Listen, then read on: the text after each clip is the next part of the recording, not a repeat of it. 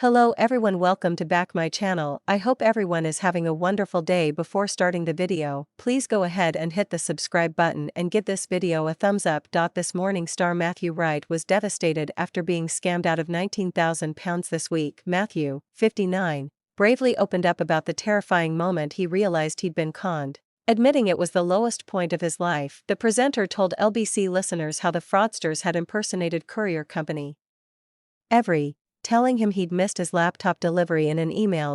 He explained how the scam took place not long after he'd moved house, meaning he had received an influx of packages. In the email, scammers asked him to click on a link to rearrange the delivery, which he innocently proceeded to do. Matthew was asked to provide his credit card details for a £2.50 payment.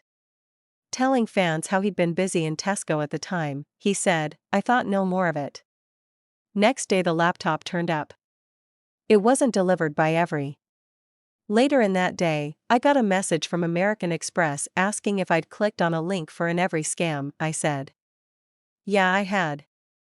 Matthew spent the next hour on the phone with someone claiming to be from his credit card company, going through the details of the scam and discussing charges on my account. He said, "This incredibly helpful man also said he was notifying my bank to let them know about it."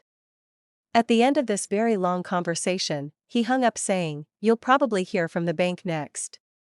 I hung up the phone and, within about 10 seconds, it was my bank listing all these dodgy transactions on my accounts, saying I had to change all my logins, my password. I then told them what my login and password were so they could be changed. And I still hadn't twigged. And then I hung up, and then I got another call from my bank and I said, "Oh, it's funny, I've just been talking to your colleagues," and they said, "Oh really?" I hadn't been talking to their colleagues, I'd been talking to scammers. Scam American Express, scam bank. While the former I'm a Celebrity campmate cancelled most of the transactions, one for £19,000 couldn't be retrieved. He said, "American Express were absolutely amazing. My new card arrived days earlier than expected, all transactions cancelled, all the dodgy transactions cancelled, incredibly reassuring, and very polite."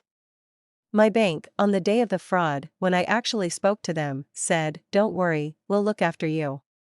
Yesterday, I looked back and saw that every transaction that they read back to me, all but one had been stopped. One of them, for £19,000, appeared to have been allowed to go through, a standing order.